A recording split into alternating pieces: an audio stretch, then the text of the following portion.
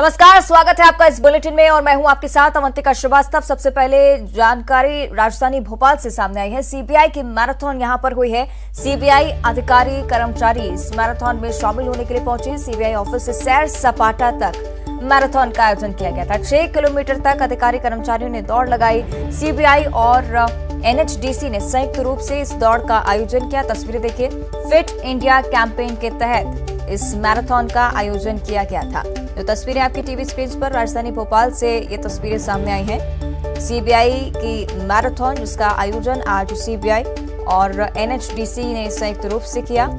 CBI office से लेकर सैर सपाटा तक तमाम अधिकारी कर्मचारी दौड़ते हुए नजर आए। आपको बता दें कि सैर सपाटा तक ये मैराथन हुई।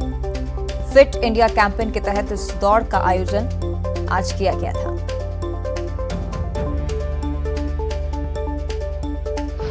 ये फिट इंडिया का आयोजन है जो सीबीआई और एनएचडीसी ने मिलके संयुक्त रूप से चलाया और ये सैर सपाटा तक है 6 किलोमीटर। जो अपने स्वास्थ्य को जो प्रधानमंत्री जी ने चलाया था कि अपने स्वास्थ्य का ध्यान रखते हुए सबको फिट रखना है, उसी उद्देश्य से। मैं इंस्पेक्टर आरती सीबीआई से। This is a fit India movement from CBI to Bhadbhada और ये सीबीआई एनएचडीसी का एक साथ में कोऑपरेशन करके एक मूवमेंट किया गया है to fit the employees and सबको थोड़ा मोटिवेशन देने के लिए एक ये बहुत ही अच्छा आयोजन किया गया है भारत सरकार की ओर से, केंद्र सरकार के सारे कार्यालयों के लिए। This is fit India and hit India. और अगली बड़ी खबर भी राजधानी भोपाल से ही। बीच सड़क पर ऑटो से स्टंट किया गया है। वीआईपी रोड का वीडियो सोशल मीडिया पर भी लगातार वायरल हो रहा है। ट्रैफिक के दौरान बीच सड़क पर स्टंटबाजी चलती रही। 2 ऑटो एक साथ बीच सड़क पर स्टंट करते हुए नजर आए। तस्वीरें देखिए, बीच सड़क पर स्टंट करने पर तमाम सवाल भी खड़े हो रहे हैं। वीआईपी रोड का ये वीडियो सोशल मीडिया पर वायरल। तस्वीरें देखिए किस तरह से बेखौफ इस तरह से स्टंट यहाँ पर किया जा रहा है। लेकिन वीआईपी रोड के पहली बार नहीं है कि वीआईपी रोड पर इस तरह से स्टंटबाजी का वीडियो सामने आया हो। पहले भी कई सारे मामले सामने आ चुके हैं। कई बार सख्त सजा भी तमाम लोगों को हो चुकी है। इसके बावजूद यहाँ पर लोग समझने के लिए तैयार नहीं कि इस तरह से स्टंट करना कितना खतरनाक साबित हो सकता है। भोपाल से तस्वीरें, बीच सड़क पर स्टंट का ये वीडियो अब सोशल मीडिया पर वायरल हो रहा है। और अब सिवनी से बड़ी खबर है। सड़क पर बाघ नजर आया है। पेंच टाइगर रिजर्व के नजदीकी खवासा के पास सड़क पार करते हुए बाघ को देखा गया है।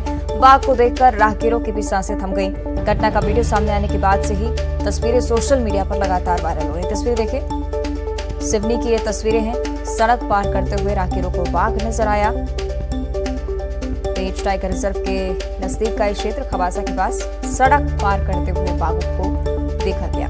इस बाघ की तस्वीरें सोशल मीडिया पर भी साझा की हैं राहगीरों ने।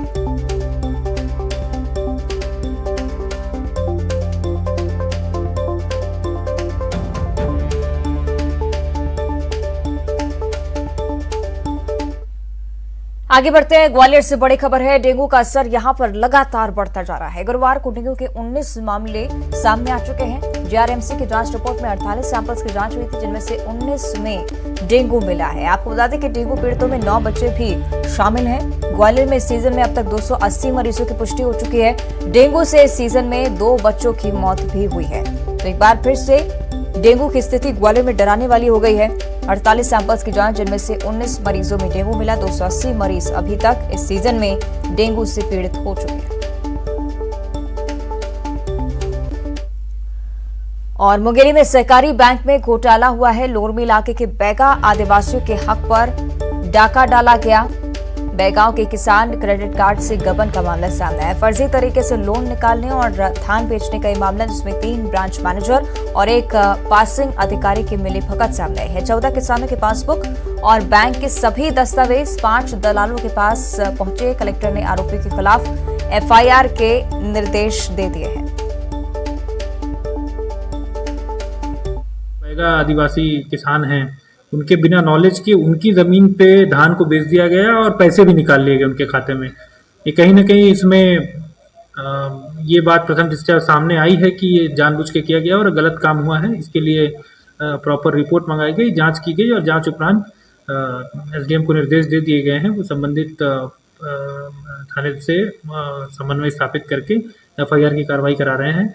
और इतना ही नहीं, FIR ही नहीं, उसके उपरांत हम यहाँ भी नहीं रुकेंगे। हम इंश्योर करेंगे कि इस तरह के जो बैड प्रैक्टिसेस होते हैं वो बिल्कुल रुकें। जिले के लोरमी सहकारी बैंक में जो गरीब बैगा आदिवासी भोले भाले किसान हैं, उनके खातों से लाखों रुपए की हेरा फेरी का एक मामला सामने आया है, जहां KCC घोटाले के नाम पर KCC से उनके लोन ले लिया गया है। इसके साथ ही किसान सम्मान निधि की राशि भी आहरित कर ली गई है, जबकि किसान जो है बैंक आए भी नहीं है। किसानों को पता भी नहीं है कि उनके खातों से इस तरह की लेन देन हो गए हैं। और इसके साथ साथ जो धान भी बेचा गया है पिछले 1-2 सालों में, तो इस तरह 37 लाख से अधिक रुपए के घोटाले का मामला सामने है। जिसके बाद मुंगेली कलेक्टर राहुल देव ने बैंक के जो जिम्मेदार अधिकारी हैं और उनके साथ साथ जो कोचिए दलाल हैं, जिनके द्वारा ये गड़बड़ घोटाला किया गया है, उनके खिलाफ FIR के आदेश दिए हैं। मैं बता दूं कि लोरमी सहकारी बैंक के 3 ब्रांच मैनेजर के भी नाम सामने आ रहे हैं, जिनके द्वारा इस तरह की कूटरचना कर किसानों के नाम पर पैसा निकाला गया है। वहीं ये किसान जो है, जो कि लोरमी वनांचल के किसान हैं, ये कभी बैंक भी नहीं आए हैं और इनके नाम से इस तरह की गड़बड़ी हुई है। न्यूज़ 18 के लिए मुंगेली से प्रशांत शर्मा की रिपोर्ट।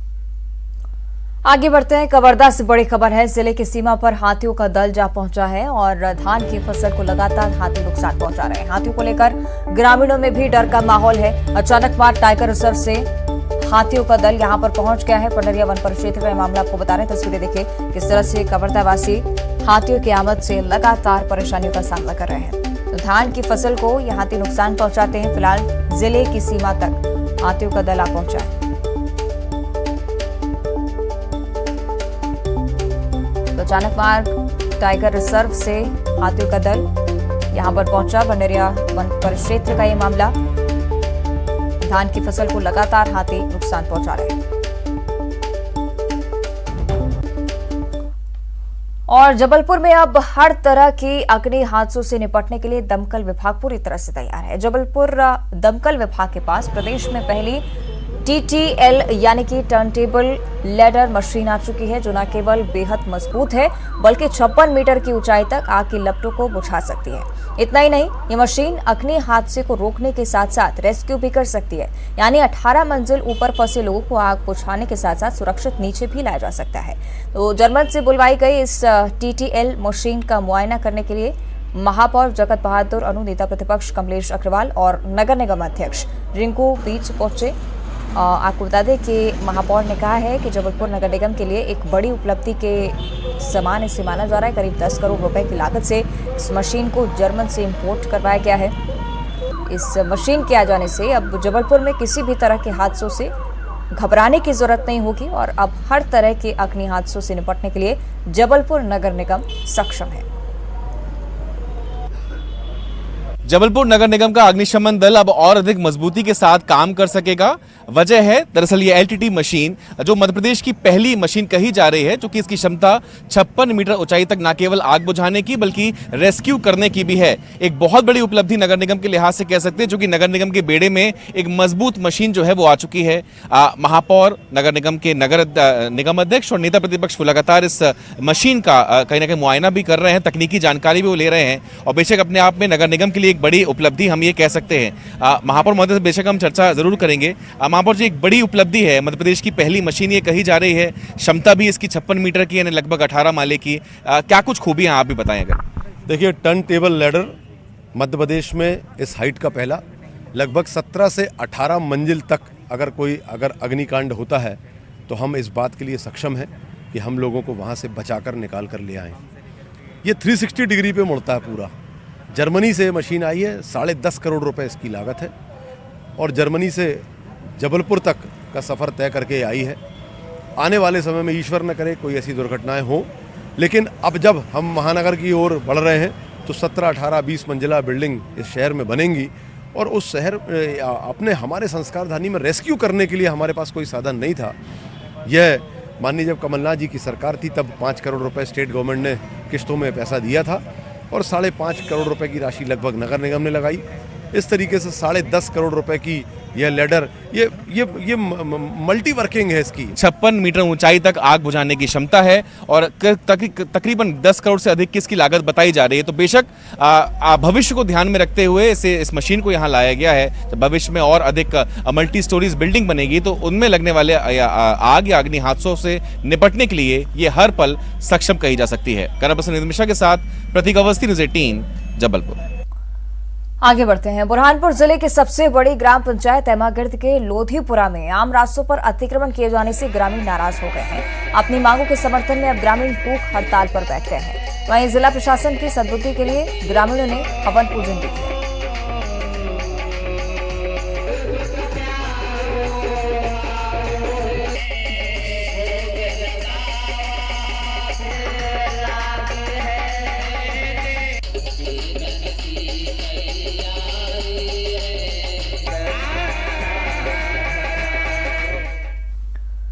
और दमोह के देवरान थाना इलाके में छेड़छाड़ के झूठे आरोप में 3 लोगों की हत्या कर दी गई थी। पुलिस ने अब हत्या के आरोपियों के खिलाफ जहां कार्रवाई भी शुरू कर दी है तो जिला प्रशासन ने दोषियों के मकान और दुकान दोनों पर बुलडोजर चलाया है। मामले में अब तक 7 दोषियों को पुलिस ने गिरफ्तार कर कोर्ट में पेश किया।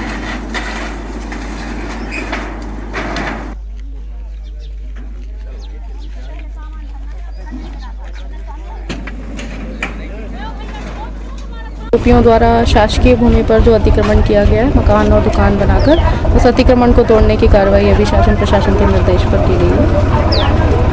कितने जगह पर? एक ही खसरा नंबर 182 शासकीय भूमि थी जिस पर अतिक्रमण था और वो पूरा अतिक्रमण तोड़ दिया गया है। और नरसिंहपुर में एक पिता ने अपने जवान बेटे को सिर्फ इसलिए दर्दनाक तरीके से मौत के घाट उतार दिया क्योंकि उसने घर में आई बिल्ली को नहीं रोका था। बिल्कुल ठीक सुन रहे हैं आप। मामला गोटेगांव थाने की बूढ़ी मवई का है, जहां के रहने वाले केदार पटेल अपने घर में खाना खा रहे थे और बेटा पास ही चारपाई पर लेटा हुआ था। अचानक घर में बिल्ली आई और केदार पटेल और खाने की थाली को उसने झूठा कर दिया। फिर क्या था, केदार गुस्से से आग बबूला हो गए और बेटे की नृशंस हत्या कर उसने गुस्सा बेटे पर उतार दिया। घर में बिल्ली आने के बाद बेटे की बिल्ली ना भगाने और फिर केदार की थाली को छूटा कर देने के सारे मामले को लेकर केदार ने ये कदम उठाया। हंसिए से अपने बेटे के ही सिर और गर्दन में वार कर दिया, इस वजह से उसकी मौत हो गई।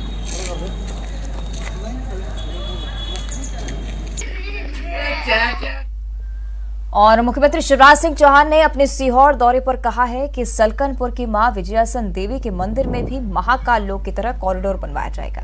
तो कॉरिडोर में मां विजयासन देवी को लेकर जानकारी और संस्कृत के श्लोक दीवारों पर लिखे जाएंगे। अपने तूफानी दौरे पर बुतनी पहुंचे सीएम शिवराज ने जहां जनसेवा अभियान में लोगों की समस्याएं सुनी तो वहीं गांव वालों से संवाद भी स्थापित किया। मां के दर्शन के साथ साथ माँ की जो लीलाएं हैं, माँ ने जो असुरों के दलन के लिए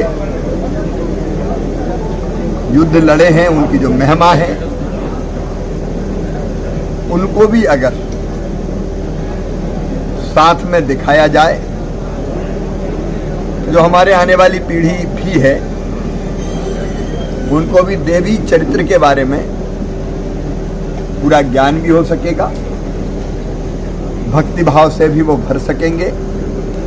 और एक बार मंदिर में दर्शन करने आए तो अलग अलग मैया का जो चरित्र है, महात्म्य है और बाकी सब चीज़ों की जानकारी भी हो जाए, उस पर भी आज व्यापक विचार विमर्श हुआ है। कई विशेषज्ञ हमने बुलाए थे और चर्चा करने के बाद जो शास्त्र सम्मत, विधि सम्मत जो स्वरूप उभरेगा उस पर हम आगे काम करेंगे। लेकिन लगभग 43 करोड़ रुपए की राशि के अलग अलग काम चल रहे हैं, वो ठीक दिशा में चल रहे हैं। अभी आज हमने और शिवपुरी के शहीद अमर शर्मा का अंतिम संस्कार उनके गृहग्राम खरई भाट में हुआ। शहीद को श्रद्धांजलि देने जल संसाधन मंत्री तुलसी सिलावट और उद्यानिकी एवं खाद्य प्रसंस्करण एवं नर्मदा घाटी विकास मंत्री भारत सिंह कुशवाहा गांव पहुंचे। जिला प्रशासन के वरिष्ठ अधिकारी और भारतीय जनता पार्टी के जिलाध्यक्ष राजू बाथम सहित अन्य बीजेपी पदाधिकारियों के साथ साथ हजारों की संख्या में लोग अपने बेटे को अंतिम विदाई देने के लिए यहाँ पर पहुंचे थे। और बात करेंगे बुरहानपुर की। नगर परिषद शाहपुर में हर साल दीपावली पर्व के उपलक्ष्य में मेले का आयोजन किया जाता है। मेला आयोजन समिति ने प्रसिद्ध भजन गायिका शहनाज अख्तर का कार्यक्रम आयोजित किया। गायिका शहनाज अख्तर ने अपने गाए भजनों से लोगों को झूमने पर मजबूर कर दिया।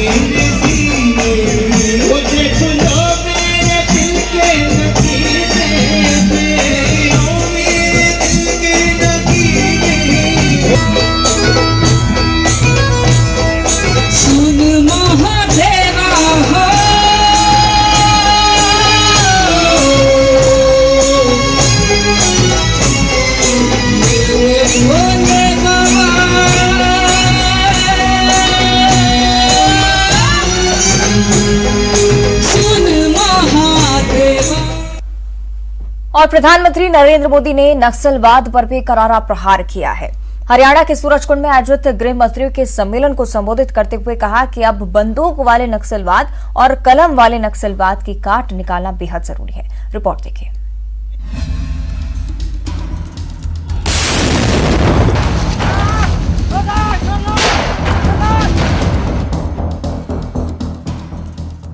आतंकवाद, हवाला और भ्रष्टाचार पर केंद्र सरकार की सख्ती सभी राज्यों में दिखाई दे रही है। नक्सलवाद को खत्म करने की पूरी कोशिश हो रही है। इसी को लेकर अब प्रधानमंत्री नरेंद्र मोदी ने एक बार फिर नक्सलवाद को लेकर बड़ी बात कही। प्रधानमंत्री ने कहा है कि नक्सलवाद के हर फॉर्म को पराजित करना होगा, बंदूक वाले नक्सलवाद को भी और कलम वाले नक्सलवाद को भी। इसकी काट निकालना बेहद जरूरी है। उन्होंने कहा कि पिछले कुछ वर्षों में सभी सरकारों ने आतंकवाद के जमीनी नेटवर्क को ध्वस्त करने के लिए जिम्मेदारी से काम किया है। नक्सलवाद के हर फॉर्म को हमने पराजित करना पड़ेगा जी। बंदूक वाला भी है और कलम वाला भी नक्सलवाद है। हमें इन सब का काट निकालना पड़ेगा जी। हमारी युवा पीढ़ी को भ्रमित करने के लिए ऐसी बचकाना बातें कर करके चल पड़ते हैं लोग, और इतना नुकसान देश को हो रहा है और आने वाले दिनों में कोई संभाल नहीं पाएगा जी। और इसलिए हमने जैसे नक्सल प्रभावित जिलों पर फोकस किया है, उसी प्रकार से उन्होंने अब अपना इंटेलेक्चुअल दायरा उन जगह पे पहुंचाने का प्रयास किया है जो आने वाली पीढ़ियों में विकृत मानसिकता पैदा कर सकते हैं, एक दूसरे के प्रति द्वेष पैदा कर सकते हैं, इमोशनल चीजों को आउट ऑफ प्रोपोर्शन उछाल करके समाज के अनेक टुकड़ों में खाई पैदा कर सकते हैं, बिखराव पैदा कर सकते हैं। देश की एकता और अखंडता, सरदार वल्लभ भाई पटेल हमारी प्रेरणा हो। हमें ऐसी किसी चीजों को देश में चलने नहीं देना है। पीएम मोदी ने कहा है कि नक्सलवाद से समझदारी से निपटना होगा, फोर्स को एक्सपर्ट होना होगा। उन्होंने कहा है कि इन्हें विदेशों से भी मदद मिलती है। प्रधानमंत्री यही नहीं रुके। उन्होंने चिंतन शिविर में कहा कि देश की युवा पीढ़ी के साथ पुलिस एजेंसियों को स्कूल पहुंचकर मॉक ड्रिल करना चाहिए। ड्रोन तकनीक पर जोर देते हुए उन्होंने कहा कि चाहे साइबर अपराध हो, हथियारों या ड्रग्स की तस्करी, ऐसे अपराधों को रोकने के लिए नई तकनीक पर काम करते रहना होगा। हथियार, ड्रग, ये सारी जो तस्करी चल रही है, ड्रोन में एक नया संकट घुसा हुआ है। हमें हमारे बॉर्डर और कोस्टल उनकी ये संकलन बहुत जरूरी है। हम कहेंगे भाई नेवी ये करेगी, कोस्ट गार्ड ये करेगा, इतने से बात बनेगी नहीं। हमें संकलन बहुत फ्रीक्वेंसी बढ़ानी पड़ेगी। मुझे विश्वास है कि अगर हम मिलकर एक राष्ट्रीय परिप्रेक्ष्य के साथ आगे बढ़ेंगे तो हम हर चुनौती हमारे सामने बोनी सिद्ध हो जाएगी। पीएम मोदी ने अपने संबोधन में पुलिस अधिकारियों को कई सुझाव दिए। उन्होंने कहा कि जम्मू कश्मीर और नॉर्थ ईस्ट में विकास के चलते उग्रवादी मुख्य धारा में लौट रहे हैं। इसी तरह सीमा सुरक्षा पर भी ध्यान देना जरूरी है। अधिकारियों को, मंत्रियों को एक दिन बॉर्डर क्षेत्रों में गुजारना चाहिए ताकि वहां की असलियत पता चल सके। बॉर्डर और कोस्टल एरिया में हमें विकास की ओर देखना होगा। बजट में भी वाइब्रेंट विलेज की बात कही गई है, आपने इस पर सोचना चाहिए। आपके टॉप अफसर, उनको बॉर्डर विलेज में नाइट स्टे करके आना चाहिए, आग्रह कीजिए। मैं तो मंत्रियों से भी कहूंगा कि कम से कम एक साल में 5 या 7 बॉर्डर विलेज में जाकर के 2-3 घंटे बिता के आइए, चाहे वो किसी स्टेट का बॉर्डर विलेज हो या इंटरनेशनल बॉर्डर विलेज हो। आपको बहुत कुछ बारीकियों का पता चलेगा। इधर नक्सलवाद पर पीएम के बयान पर छत्तीसगढ़ के सीएम भूपेश बघेल ने निशाना साधा। उन्होंने कहा कि सेंट्रल एजेंसियों और पैरामिलिट्री फोर्स का दुरुपयोग हो रहा है, कानून राज्य सरकार का विषय है। केंद्रीय पुलिस नाम की कोई चीज होती नहीं है। कानून व्यवस्था है वो राज्य सरकार का विषय है। केंद्र के पास जो पैरामिलिट्री फोर्स है और उसको डिप्लॉय हर राज्य में करते हैं जहां आवश्यकता होती है। सेंट्रल एजेंसियों के दुरुपयोग के साथ साथ पैरामिलिट्री फोर्स का भी दुरुपयोग हो रहा है। और यदि सीआरपीसी और आईपीसी की धाराओं में यदि कोई परिवर्तन होता है तो क्या क्या परिवर्तन होता है देखने के बाद ही कोई कमेंट किया जा सकता है। सूरजकुंड का ये चिंतन शिविर सहकारी संघवाद का एक बड़ा उदाहरण है। राज्य एक दूसरे से सीख सकते हैं, एक दूसरे से प्रेरणा ले सकते हैं और देश की बेहतरी के लिए मिलकर काम कर सकते हैं। अब देखना होगा कि पीएम की अपील के बाद राज्य इस दिशा में और कितना तेजी से आगे बढ़ते हैं। Bureau report, news 18। और भारत जोड़ो यात्रा के बहाने एमपी में कांग्रेस ने दलित और आदिवासी वोटर्स को साधने के लिए राहुल के सियासी रूट में बदलाव किया है। इसे लेकर सियासत भी देखने को मिल रही है। रिपोर्ट देखिए।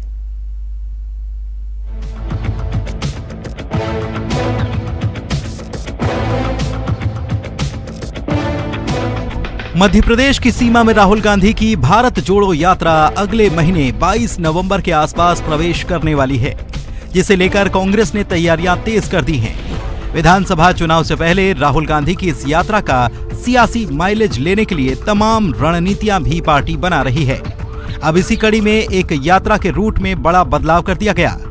अब राहुल की यात्रा उज्जैन महाकाल के दरबार से पहले महू में बाबा साहेब भीमराव अंबेडकर के स्मारक स्थल पहुंचेगी। माना जा रहा है कि दलित और आदिवासी वोटर्स को साधने के लिए राहुल के सफर के सियासी रूट में ये बदलाव किया गया है। दरअसल चुनावी सीजन में बीजेपी का भी पूरा फोकस दलित और आदिवासी वोट बैंक पर है। हाल ही में शिवराज सरकार ने आदिवासियों के लिए कई नई योजनाएं भी लॉन्च की हैं। ऐसे में कांग्रेस की चुनौती बढ़ती जा रही है। माना जा रहा है कि इन्हीं वजहों से राहुल की यात्रा के रूट में ये बदलाव किया गया। अब राहुल गांधी पहले महू में अंबेडकर स्मारक जाएंगे और उसके बाद बाबा महाकाल के दर्शन करेंगे। देखिए, देश में जो राहुल जी भारत जोड़ो यात्रा कर रहे हैं उसका मूल उद्देश्य देश में संविधान बचाना है, भाईचारे को स्थापित करना है। और इस देश में संविधान रचयिता डॉक्टर बाबा साहब अम्बेडकर मध्य प्रदेश की धरती पर जन्मे, ये हमारे लिए सौभाग्य की बात है। आदरणीय राहुल गांधी जी ने महू जाकर पूरे देश में जो बाबा साहब अम्बेडकर के प्रति लोगों की श्रद्धा है उसको स्थापित करने का काम किया। राहुल की उज्जैन यात्रा को लेकर बीजेपी उन्हें चुनावी हिंदू तक बताती रही है और अब उनकी यात्रा के रूट में बदलाव की खबरों पर पार्टी ने तंज कसना शुरू कर दिया है। वित्त मंत्री जगदीश देवड़ा का कहना है कि राहुल गांधी की यात्रा का एमपी पर कोई असर नहीं पड़ने वाला, क्योंकि जनता अब कांग्रेस को समझ चुकी है। और वो पार्टी का अपना काम है, एजेंडा उनका अपना है, तो वो निकलते ही हमेशा कौन सी भी यात्रा करे, कांग्रेस के प्रति कोई रुचि नहीं है लोगों की। जानकारी के मुताबिक राहुल गांधी की भारत जोड़ो यात्रा बुरहानपुर के रास्ते 20 से 22 नवंबर तक एमपी में प्रवेश करेगी और अगले 16 दिन तक प्रदेश के अलग अलग जिलों से होकर गुजरेगी।